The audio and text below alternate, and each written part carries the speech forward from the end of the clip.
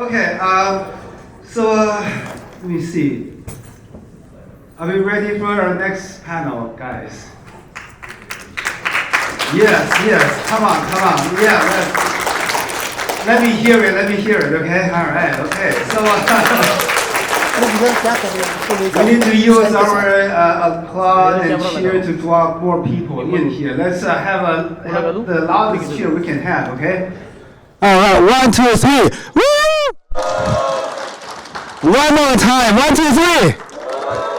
All right, okay. Oh, we've got one more person to get. Okay. All right, the next panel is Artificial Intelligence Forum. And our moderator is a managing director, Polsky Center for Entrepreneurship and Innovation at the University of Chicago. And he's also the former former Chicago deputy mayor. Let's give a big hand for Samir Mayekar. Samir Mayekar. Hey, keep it up. All right. Thank you. Good afternoon, everybody. I was told that they were going to play the Chicago Bulls Michael Jordan walk-up music, but we didn't get that. Okay, so we have an exciting panel. We're here to talk about the future. This is going to be a panel discussion about AI and about robotics. This is a topic of intense amounts of investment and focus and competition, especially between the US and China, but also a significant amount of points of collaboration. So I'm going to bring our panelists up. Before I do, let me just tell you a little bit about what we do at University of Chicago. I lead a center called the Polsky Center for Entrepreneurship at the University of Chicago. We're the startup engine out of the university. We help create anywhere between 30 and 50 new companies a year, especially in the fields of AI, quantum technology, life sciences, and the energy transition. Over the past year, our affiliated companies that have come out of the Polsky Center have raised about $1 billion of capital, and we had about $1 billion of exits this year as well. So there's a huge amount of startup activity happening coming out of the university, and we just opened up a new science incubator and have our own venture fund. So if any of you are interested in doing deals with university-based inventors, come see me afterwards. But to turn to our exciting panelists, let's bring them all up here. So if you're on the panel, come on up, and I'm going to ask you to introduce yourselves. We have Li Yang from Intbot, Matt Sachs from Lightbank, Sylvia Wang from the SSG Accelerator, Sao Chen Zhang from the AI 2030, and Oliver Zhang from Hawk Robo Systems. They all represent leaders across robotics, AI, and venture capital. And just pick wherever you want to sit here.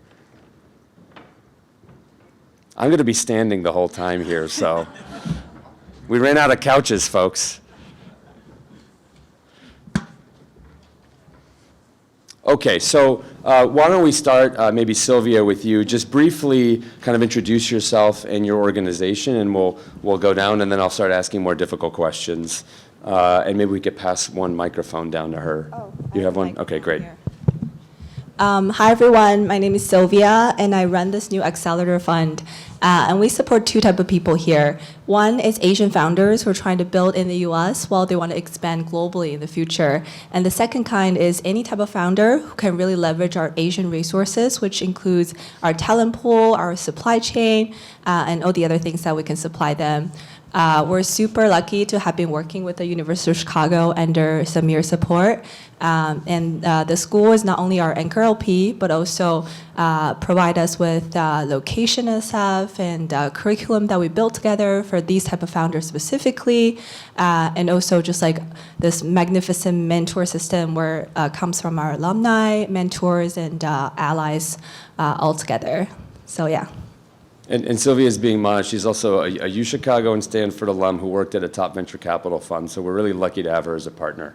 All right, next up, my friend from AI 2030. Thank you. My name is Xiaochun Zhang, and I run AI 2030. So AI 2030, we are a global initiative with the goal to mainstream responsible AI by 2030. And we defined what does mean by being responsible, which include make AI transparent, accountable, fair, safe, secure, sustainable, and privacy preserve. And of course that we cannot do that ourselves alone, and then our approach is really try to empower individuals and organizations. When you take responsible AI leadership, and then we just achieve our goal through you. And there that we currently have around over 5,000 members across the 50-some countries, and we identify 3 gaps: awareness gap, talent gap, tooling gap, and we build a lot of program around it, trying to really create this global movement of responsible AI. Great. To robotics now. Yeah. My name is Oliver Zhang. I'm CEO and founder of Hawk Robo Systems, a California-based AI company. Our main work is to make AI to solve real-world problem. Right now, we primarily work with public safety, like fire department and police department of different states. In the meantime, we also get into hardware. I here represent Hawk Robo, in the meantime, Deep Robotics from Hangzhou too. Although we are, as Hawk Robo, we're hardware agnostic, but we have a very good vendor relationship with them. Another goal is to drive this AI and robotics. And robotics and AI both are very fantastic, but if they are of very high cost, it limits their application. So one of our goals is to drive it affordable and have all of these benefit everyone, as many as we could. Thank you. Thank you. And over to Matt. I'm Matt Sachs. I'm managing partner of a Chicago-based venture fund called Lightbank. We've been around for about 15 years. We've raised about $1 billion of capital across 4 funds, backing very early stage technology companies, almost 180 investments over our lifetime. So we've had experience across a wide range of companies. Lucky to work with a few that have gone well, including a business called Tempest AI here in town, and so a bit of experience with AI companies from day one until being public that happy to talk about. That's great. And Lei? Hello, everyone. Very honored to be here. My name is Lei Yang. So I'm the co-founder and CEO of Intbot. We are a Silicon Valley-based humanoid robot company. So we make robot interactive, intuitive, and intelligent. So that's where our name Intbot Int stands for. Our robot has have already been deployed in places like hospitality, hotels. We also brought our robot Nilo in the front desk. So if you guys have time, so please talk to him. In our company, our mission is really simple. So many companies, they want to let the robot do physical work. But for us, we feel that the human touch is also important. So we make our robot can perceive, can understand, and can interact, and make it really human aware. Yeah, thank you. Great. So my first set of questions, and I think people can kind of jump in as you see fit, are really to compare what we're seeing both in like the AI market and the robotics market between the U.S. and China. And maybe Lei, I'll start with you. You're operating a company in Silicon Valley. You have kind of connections and ties as well to China. So in the robotics space, what are you seeing in both contexts in terms of how you'd compare the U.S. and China for robotics? Yeah. I think the U.S. side is leading in the top-notch innovation. So the U.S. companies are building, the foundation models, the latest simulation platform, and also solving the most challenging problems. The ecosystem here is, in general, more rewarding for long-term research and very bold experimentation. So that's also our company based in Silicon Valley. We're trying to, push the interaction, push the human-like human-robot interaction, to the next level. On the other side, I think that China is really good at large-scale commercialization and scaling, especially in areas such as manufacturing, robot deployments. For example, if you go to the larger cities in China, the restaurants, the hotels, you already see a lot of robots actually doing work, not just demos. So they are very good at make the hardware cost down and also scale and commercialization. So from Inbound, we definitely want to kind of leverage and combine the strengths from both countries. We actually, in our Silicon Valley headquarters, we developed mostly the advanced AI and software algorithms that can operate on any robot hardware. On the other side, we also collaborate with several leading robotic companies in China as well. So we can get the best and the cheapest robot hardware, and we combine the strengths from both countries and serve our customers. That's great. And Oliver, anything you'd want to add just from your perspective on robotics between the U.S. and China? Yeah, I think I can lay there. To me, there are two category of differences. One is maybe the philosophy, and then the other one is regulation. I was thinking why that these differences exist. It might be because the history of economy, and on the U.S. side, they're almost like someone from a family, that long-term wealthy family. So when I have this model, it focuses on the model, right? When this model works, all other applications and businesses will follow. Well, on the China side, something usually has to tie to a business, an actual business, so this business can survive and then grow.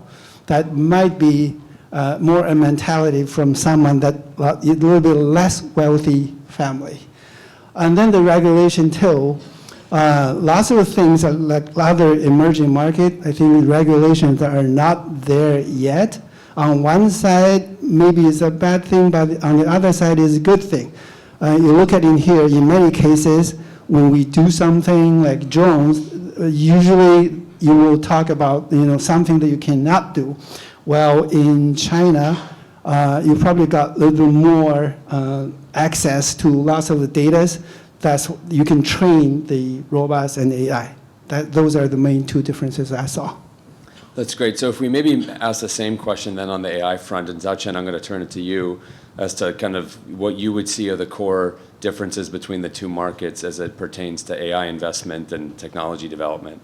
Definitely, and from the U.S. side, that's very similar to the robotic from the foundational model and foundational research, and definitely U.S. is definitely still leading.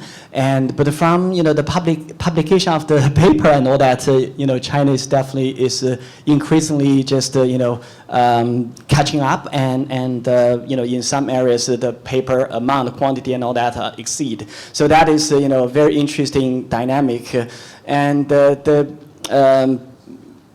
second part is really around the private investing. And when you just combine data from 2013 to 2024, and from the private investment to AI, that US is like 10 times higher than China. So from this, you can imagine that why here a lot of professors and all that just want to, and also entrepreneurs want to enter into this, because there's a large private invest market where who are really care about that. Then you potentially, if you have great idea, great product, great use case, and potential, you can really grow significantly. But in China, and that's from the private investment side, compared with non-US market is large, but compared with US is quite small.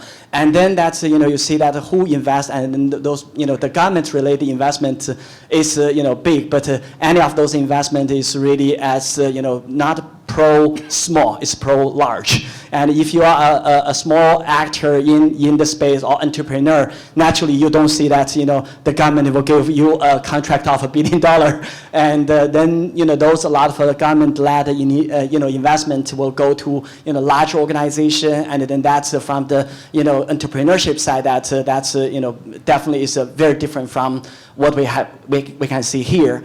Another interesting part is around the application or applied AI.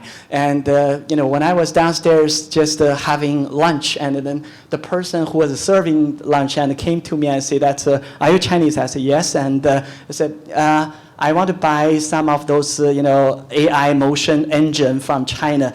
And I cannot find where to buy them, and I want to give that to my mother. And can you, when you go back to China, can you buy that and bring to me? And I was laughing, and that's exactly one of the good example where that's from the application side, and from the customer base, and also the willingness to try new things. And China is the best in terms of the customer base, so how ready they are. If you give anything new, then they say there are good benefits. You have a tremendous amount of customer base for any company. You have a good product to survive, to strive. And U.S. is very different, where that's you have to the market acquisition cost is much higher, and there's a lot of behavioral change. And then for smaller companies, and naturally to acquire larger customer base, need a lot more investment. So that's from the applied AI side, that China definitely is just more advanced. And at state level, and for example, some of the U.S. states really want to lead in applied AI. That's also in the sense that which state have that, for example, in New York State, because New York is New York, and then they have the population, the willingness to try it, and all that.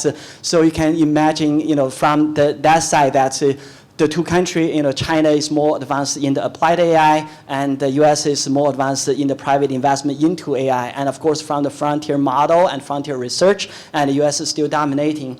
But in the sense, last night I hosted a dinner in Boston, and with MIT, Harvard, and also industry folks there, and quite a few, professors and academics were just, very concerned about what is happening, in the sense that whether it leave not enough space for the those advanced investment for the long-term planning. If now that space is being squeezed, and then how comfortable, and both from the academic research and from the entrepreneur side, that's to make that long-term investment. That's potentially also drive a lot of the short-term related decision-making that could just really, even out the advantage what U.S. may already have. Yeah. And just to put a finer point on that, so a data point for everyone in the room here, in 2024, the private investment flows into AI in the U.S. was $100 billion, and in China it was about $10 billion. Your money will get you farther in different contexts, but that's just for private capital, and the government story is probably the opposite. Okay, so Sylvia, I want to ask you the same question. Anytime I talk to Sylvia, she's either in Beijing or Shanghai or Hong Kong or Silicon Valley or Chicago. So you work with entrepreneurs that are truly national and global. And so sometimes they're building certain applications in China and Hong Kong, or they're building here in the United States. What are you hearing from the entrepreneurs of the differences as it pertains to building an AI company between China and the U.S.? Yeah, I think that's a sorry, excuse my voice today. I think that's a really good question, because the two markets are drastically different right now, because the US as a market alone has much stronger buying power and willingness to pay when it comes to AI products. So we're seeing a lot of people in the US building very diverse products into very deep and specific verticals where they can still find really good use case. For example, I've talked to this one Stanford company that's focusing on deal sourcing for biotech companies. So basically they help the top biotech companies whose machines are like $1 million per equipment to sell the machines, to find the sales lead for them. This is the type of company that would never survive in China, because only very selective verticals in China can afford to pay like $2,000 of subscription fee per year for this kind of thing. Or it's not really about affordability, then it's about their interest in paying, or this really a habit about paying for SaaS business. So we see definitely like everything SaaS, everything per user is like the hottest trend in Silicon Valley and in the entirety of US. right now versus like it's a little bit hard to charge people in China with this kind of product. And what China is really betting, and what we believe it's definitely going to happen, but maybe it's just not right now, is everything consumer, from consumer apps to consumer electronics. And if you've been to Shenzhen lately, you definitely have seen this like huge trend of new electronics rising up. So there's like a lot of really interesting things happening right now, but we definitely see this diversion of like how the two sides are going. Yeah. Excellent. Well, let's pivot now to talk about market trends. And I guess I have to ask the investor here about market trends. Matt, so, what market trends, whether it's AI, robotics, excite you, and what concerns you? I think for excitement, you just have to start with the products and the technology. And so our firm meets about 4,000 early stage companies a year. 5 years ago, if you were shown one of the demos that comes in every day now or multiple times a day, you would have thought it was made up. It was not real product. It was a video that was edited together. We're seeing companies build products that just weren't possible before foundation models and before LLMs, and it's enabling completely new workflows, completely new capabilities, completely new problems to be solved that previously you had to throw human labor at. And so that is beyond exciting. That's the thing that we get up in the morning, makes us want to go to work, is finding new solutions to old problems that have been made possible by recent breakthroughs in technology.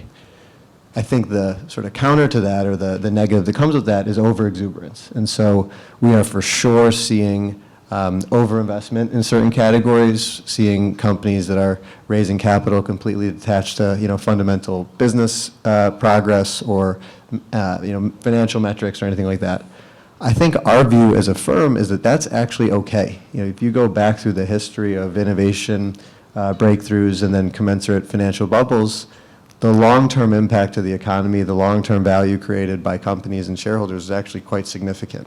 There's short-term loss. There's some companies that get overextended. If you were in the wrong search company in 1999, you might have lost all your money, but search is now a multi-trillion-dollar industry that didn't exist in 1996 or whatever the time frame was. And so the general view for us is this is the most exciting time to be investing in technology in the 15 years I've been in venture capital. There's just so much progress being made so quickly. You're seeing companies go from non-existent to 100 million of revenue run rate within the course of months or a year. That used to be, a 5 to 10 year journey for the best companies. You've seen OpenAI, ChatGPT get to 800 million users in the shortest time frame ever for a company to get to that scale.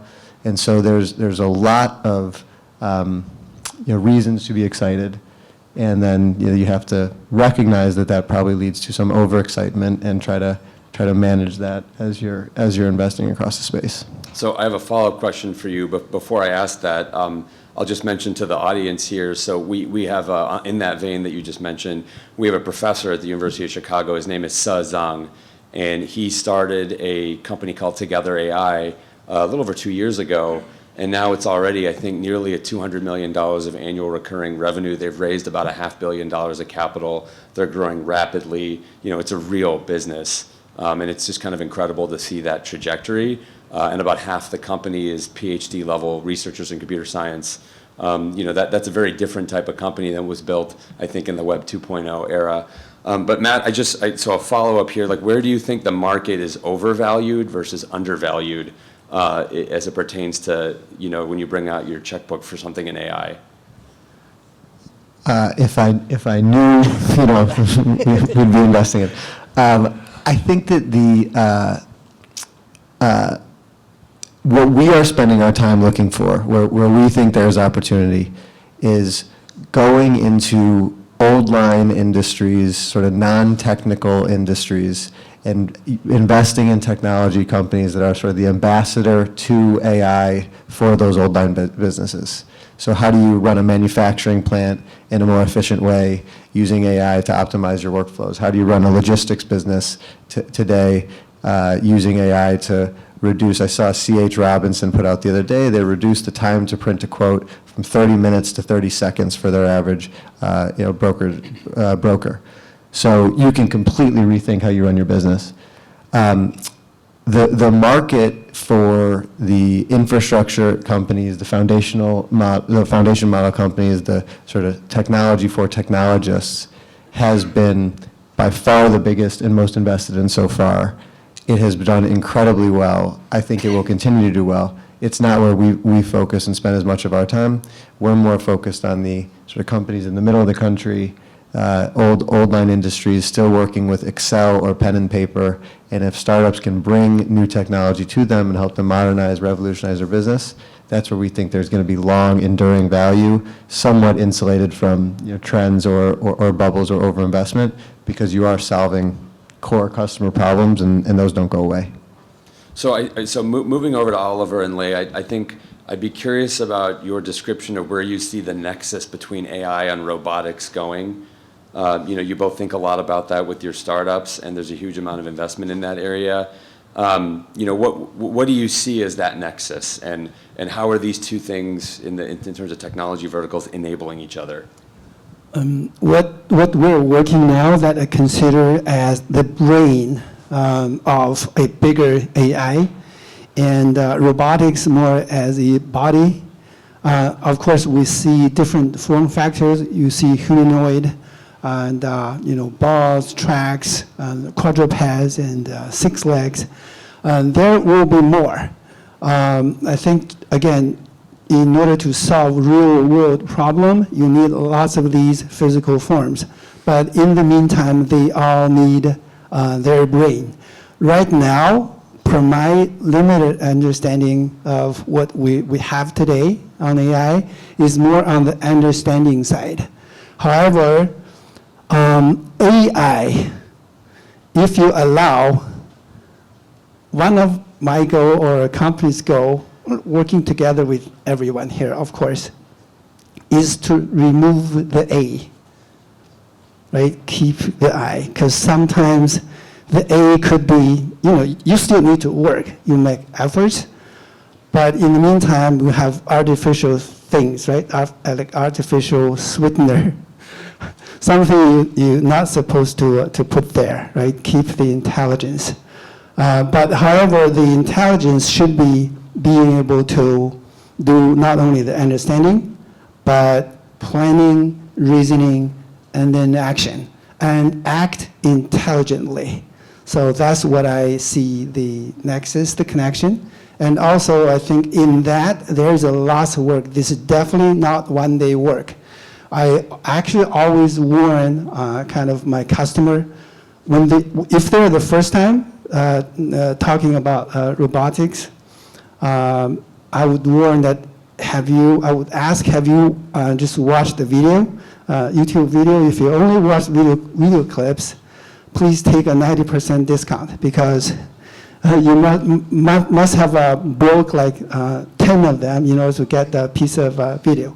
So that also means we have lots of room to grow. There's lots of work and investment, money, people, technology advancement. There's a lot things that will be good for our economy also. It's a great comment. For those of you who watch if you ever watch one of the robot marathons, you would see not everybody made it to the finish line. Yeah, exactly. Those that fell is already cut. Right, exactly. Lei, how about you on this nexus between AI and robotics? I would very much echo what Oliver said. So we really consider AI the mind, the brain of robot, and the robot is the body of AI.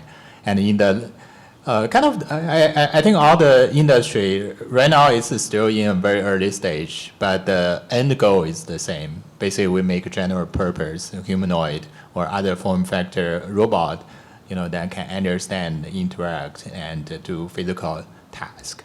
So that's the ideal combination between AI and the robotics. So if we consider the current AI, either it's text-based or audio-based, it's still mostly operating in the digital domain. So it doesn't have all the sensors that's needed to know what's happening in the physical world. And of course, it doesn't have the manipulation, the end factors to do physical work. It's the industry is still in our early stage. I very much agree with the 90% discount. So I think people tend to be a little bit underestimate the challenge, the difficulty that can make humanoid robot really general purpose, can do laundry for you, can go into manufacture line to do the fine manipulation job.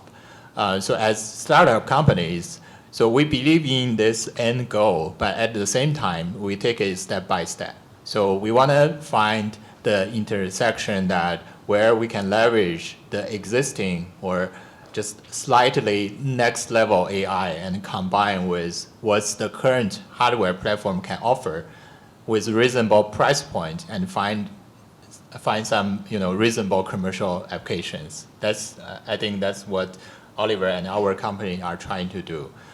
So for example, we see that although the humanoid robot right now, they cannot do laundry for you, but they can interact with people and understand, and also with body language and facial expression.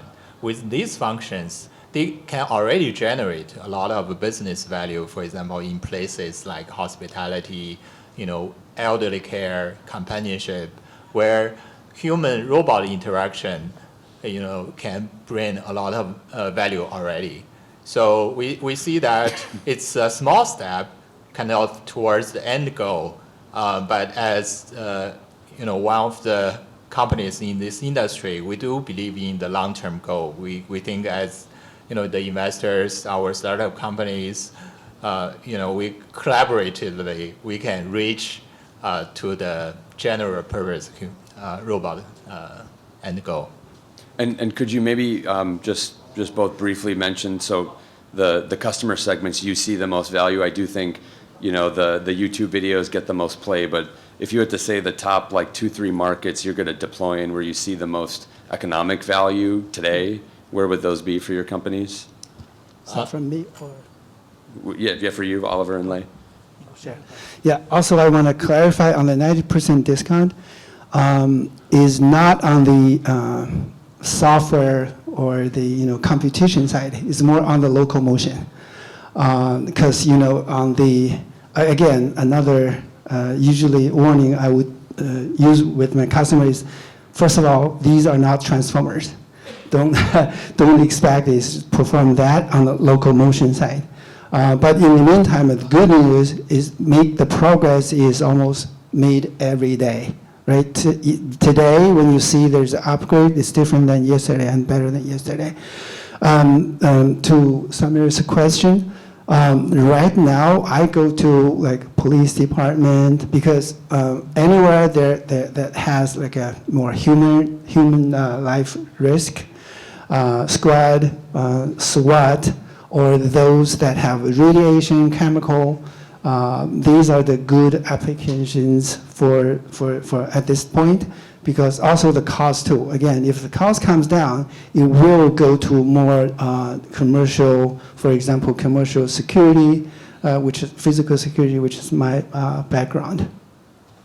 Any other segments for you besides hospitality, kind of elder care? Yeah, for us, it's we feel that any job that requires human-facing customer interface can be a good market. So again, let me talk about the end goal. So we will,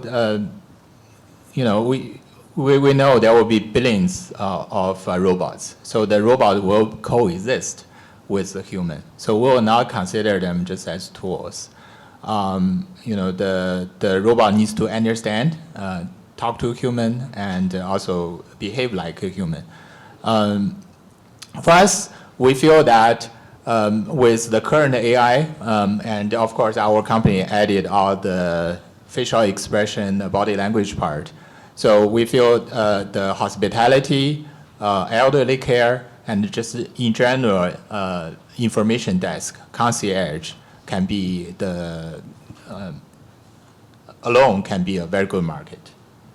Great. Well, let's move now to where we see opportunities between the U.S. and China for collaboration, but also where we see friction as it pertains to AI deployment. I'm going to go to this side of me right now, and in which either maybe Xiaochen, if you want to start. Where do you see the opportunity for collaboration between the two countries as it pertains to AI? Where do you see the most friction? Yeah, and first just reflect, earlier, and when I saw the agenda, I said, agriculture first, then AI, and what's the intention? But after I was here, listened to the first panel, I do see the great intention and also the potential great result of from that, because those are the topic the two countries are in the sense of both competing and also collaborating. And from the AI side, I think that's any industry, both countries want to just lead from the industry side, want to be the industry leaders. I think that is healthy, and then the competition should continue. And but there are things which are really require collaboration. And number one for me is standards, where that if U.S. standards and the Chinese standard or another third country, or if we have around 200 countries in the world, and then everyone have their own standards, and then your system doesn't talk to my system, and then you can imagine every one of us who are in this room, international traveler, and then go to different economy, and then you can imagine that disaster. You cannot make the payment. You cannot. All that standards is really very, very important, and where that's one country doesn't cannot just define an international standard without having other countries to participate. So every country have a role there. So I think the standards is number one, and the second part is really around the impact-related AI application, because by the end of the day, that's in addition to the commercial usage, and AI can really benefit humanity. And we all face the global climate change. We all have any country have this senior population, healthcare challenge, and China is entering into the aging economy, and then U.S. If after all this, we also very clear here the labor and all that, there's a ton of a challenge where that's this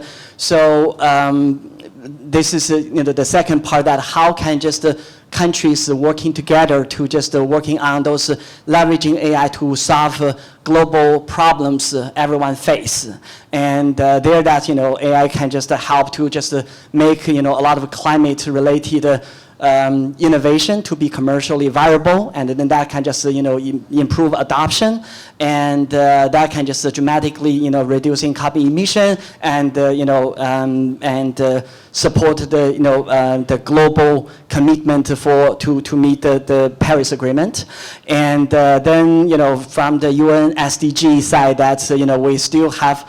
There's a long way to go for us to just meet the SDG or the 17 goals, and then there that's AI literally you can see that we already see quite a few areas where AI can just solve a lot of problem, and many of those SDG related innovation face the challenge from the private investment side is it's not commercially viable. And it's too costly to serve. It's too costly to find the market niche. It's too costly to just reporting, and also to just reporting, monitoring, and all that. AI can really just reducing all that cost, and then to support the SDG. And the third part is around the research, and even with the current tension that we have seen, but I do see that the research side.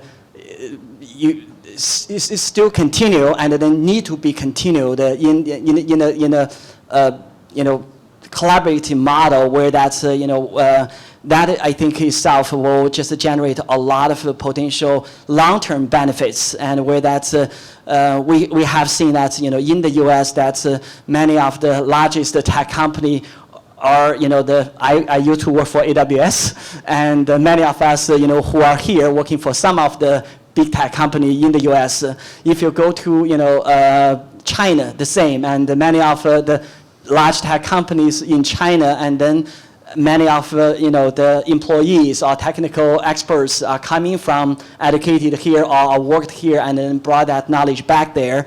And this, if this is stopped, and I think that will be really, in the long term, both country and the whole world will see the consequence. That consequence, I think, is really unbearable. And compare, what we already have. And it's very interesting to just compare this with, if we go to certain standards, living standards, it's very difficult for us to go back.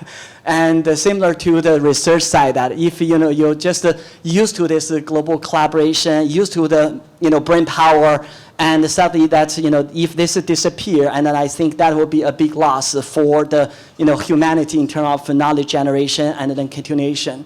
And the last part is around the responsible AI. And again, from my side, that when I started AI 2030, and I have not really done any market research, who care about this topic, and where are they, what kind of job role, and which geographic location.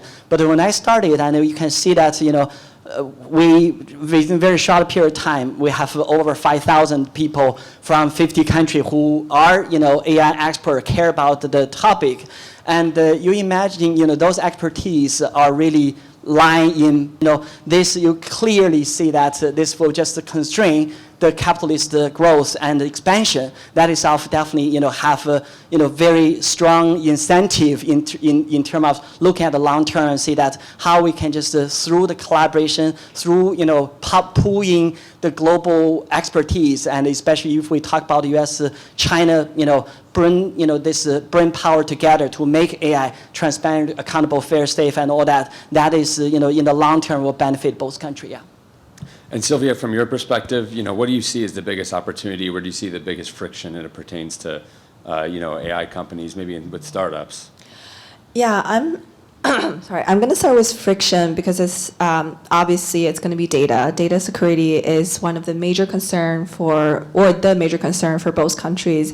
It has been and is the biggest controversy right now, and I'm going to have to say it's going to be the biggest issue going forward as well. But I feel like the issue is so obvious and so concerning right now is mostly because most data are still provided or saved on cloud services. But as technology develops, when we go more and more towards like edge computing and eventually when on-device computing finally works, I feel like there would be less and less concern when data is secured and stored in localized facilities or even just on your own devices. And at that point, I think both countries will feel a little bit more at ease and at the same time maintain the sovereignty on the data of their own country. And on the note of that, it comes to like the second question you mentioned, like what are going to be the biggest collaboration part. I think the number one is still very obvious. It's going to be everything hardware, all the way from robotics to consumer electronics, and even honestly to edge computing chips, because if you look at the regulations of the US government closely, those chips are actually much smaller and falls outside of the regulation rule that bans the trade between China and the US. So I think when it comes to hardware, there's going to be a lot of unavoidable collaboration and great collaboration as well going forward, because you always need a supply chain in China, and then you always need the design, the technology, and the ideas and the market here in the US.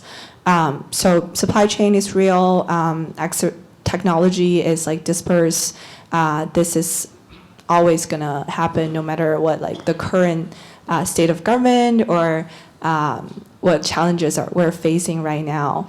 And I think the second thing is coming back to what I mentioned before, it's still going to be everything consumer facing, because we've actually seen this gameplay before. It's just like when China banned Google and then the US trying to ban TikTok. It's like the same story all over again, the oldest tale. This is like the equivalent of the whole LLM battlefield that we're seeing right now. Because I feel like maybe, I don't really know the exact timeline, maybe we'll consult on the experts on that, but LLM is eventually going to be aligned and it's going to become a commodity when it comes to computation, LLM power, and all of the base technology. And at that level, it doesn't really matter if the base models are like based in China or based in the US, but the product we're building on top of it can still be used, and you'll just plug into different LLMs in different regions to just like fulfill the data security requirements. So just like how you still cannot use Google without VPN in China right now, I think it's gonna be like the same situation where we have search engine equivalent consumer-facing products, we have like e-commerce products, we have content generation products and platforms. It's gonna be maybe two set of products who are the reflection, or we say like the counterpart of each other. But people around the world, especially in China and US, are going to be able to use the same thing, regardless of what base model is plugged into. That's great. I'm going to turn to the audience here in a minute for some questions. So think of your questions. Before I do, I'm just going to ask everyone on the panel to talk about maybe like one company story you find interesting. We all read in the headlines about a Perplexity or Anthropic or ChatGPT. But I think there's probably a layer of very interesting companies being built that everyone here is not reading about in the Wall Street Journal or the Economist or whatever.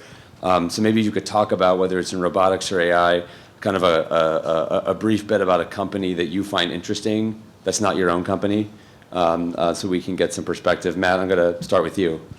It's not my own company, but we did invest in it, so I hope that's okay. He's going to pitch his book now. Yeah, exactly. There's a company here in Chicago called Pathos AI. Pathos is using large language models to try to change the drug development time frame and path to market. The view is that there is a huge number of molecules out there that have been identified to try to treat certain illness and prove safe by passing phase 1 trials that fail in phase 2. Something like 40 or 45% of drugs fail in phase 2 trials. If you had better trial design informed by a large language model, could you reduce that number to 10 or 20% and bring twice as many drugs to market half as fast? And so it's a business that we've invested in. I think that healthcare in general and the application of large models to biology is a hugely important and really for society and really big economic opportunity. And it's being built here in Chicago, which is a pretty exciting thing for us. How big was their Series A? Series B, they Series just B. raised $400 million, led by AstraZeneca at a $1.6 billion valuation. Okay, interesting company. Oliver? Yeah, shake his hand, exactly.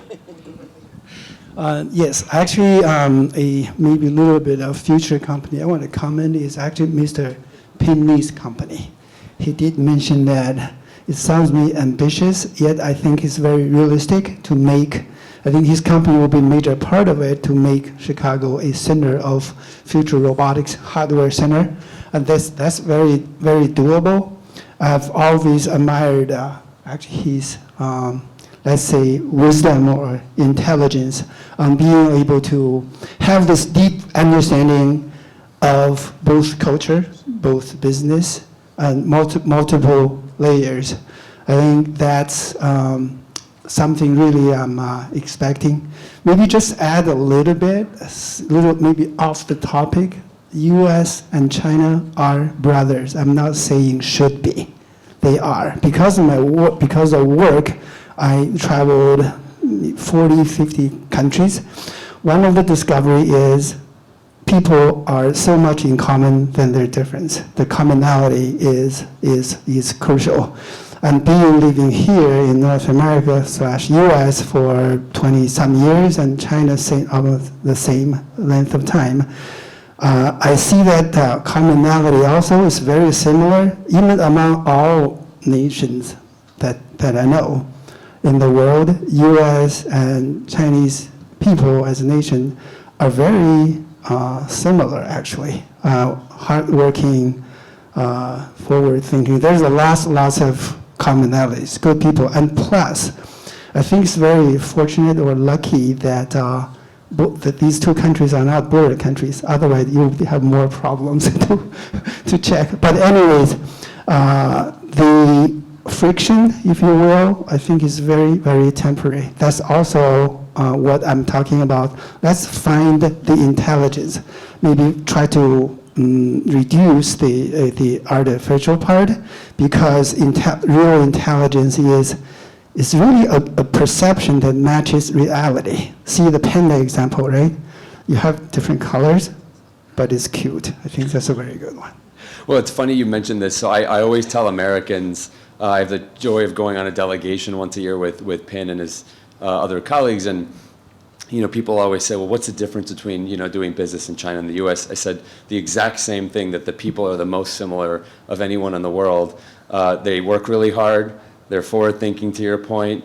They want their kids and their future generation to do well, and they want to make money. And I think that we share those commonalities. You stated that perfectly. Lei, maybe you could talk about one company story in robotics or AI that is compelling you right now. Yeah, sure. So we're actually right now we see more and more companies that they are going into this our area, not just make a robot doing physical work, but also emotion interaction, giving EQ to robots, or just it could be a humanoid or it could be toys.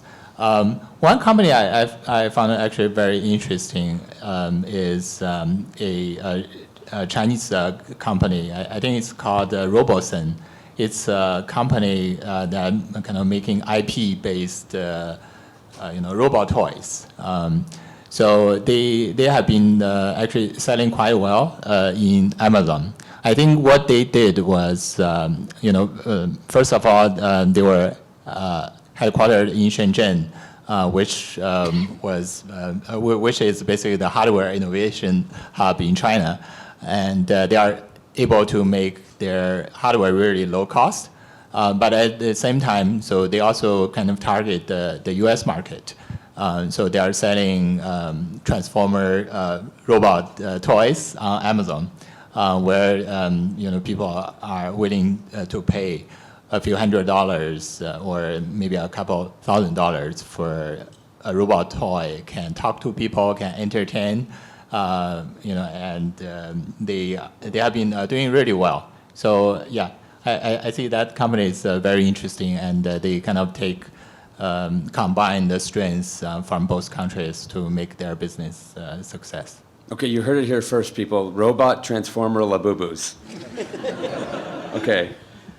Yeah, and before that, what you said remind me, Ms. Wang Xi was just mentioned about that, U.S. is the wife and China is the mom, and that is exactly my situation. I married American, and my mom, actually the funny thing is that the folks are people who really want these two countries to have the best relationship is the mom and my pop. So they really want, please, these two countries just stay in good relationship, and then we as a family can just really just live in peace, internal peace.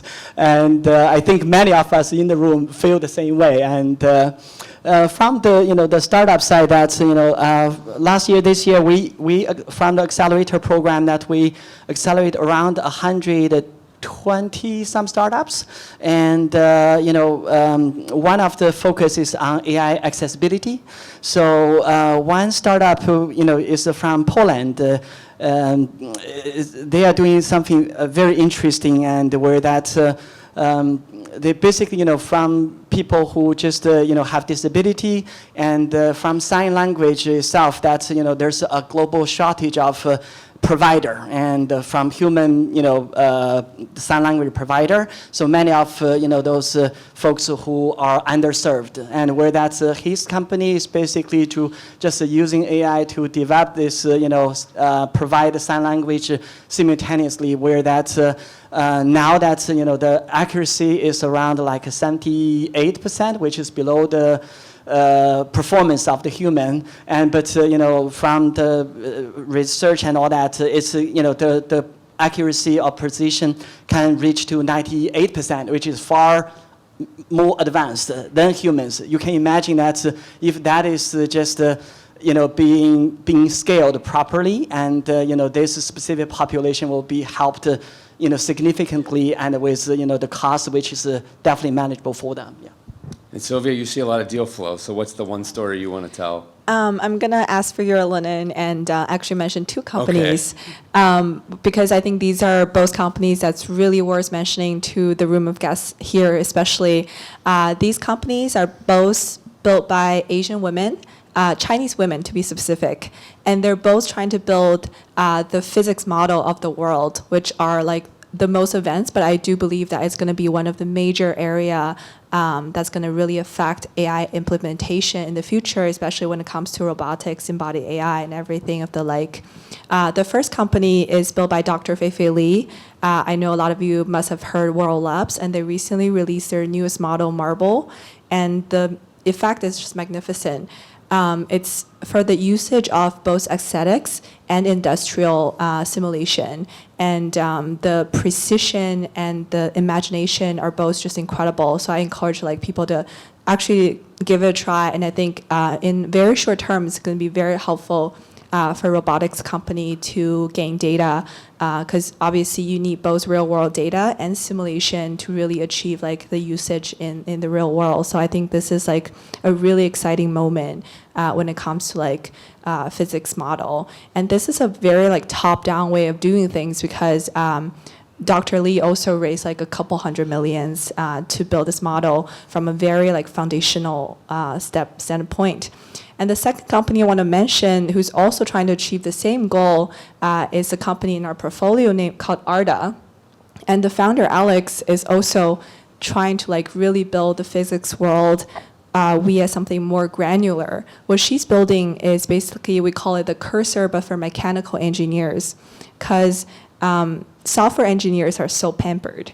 There's so many software, so many developer tools built for them, but mechanical engineers have been so overlooked. I know there must be a lot of like mechanical engineering background people in the crowd, given like the companies they're from. What she built right now is this like agentic layer for all kind of software that you're using day to day as a mechanical engineer, as long as you have an idea and as long as you can describe it with natural language. The product helps you to build your draft, build your 3D model, and then help you test in the physical world, see if it works physically, and then finally help you see if this like specific part you're building is going to work in the granular mechanery you're trying to fit this part in. So this is really a one-stop shop that really releases so much time and energy for mechanical engineers. And what she's trying to do is through gathering data from all the users who are building like all the machines around the world, from like oil, gas, spaceship, airplane, mechanical manufacturer plants and stuff, and then really use the data to build the world for industrial usage. So I think these are two like very interesting companies, both built by great Asian women founders who are great scientists and going towards the same end goal. So like would definitely encourage people to take a look at it. Well, Matt, I feel like some of these companies, they all fit the thesis that you laid out, so it shows you're a good investor. Let's turn it to the audience now. I think we have time for maybe one or two questions. We're starting over here. If someone has a microphone, anybody have a microphone? Or we'll hand one down. While that's going down, my company is glasses that translate. Pin and I tried these, and there's a company that has an auto translator.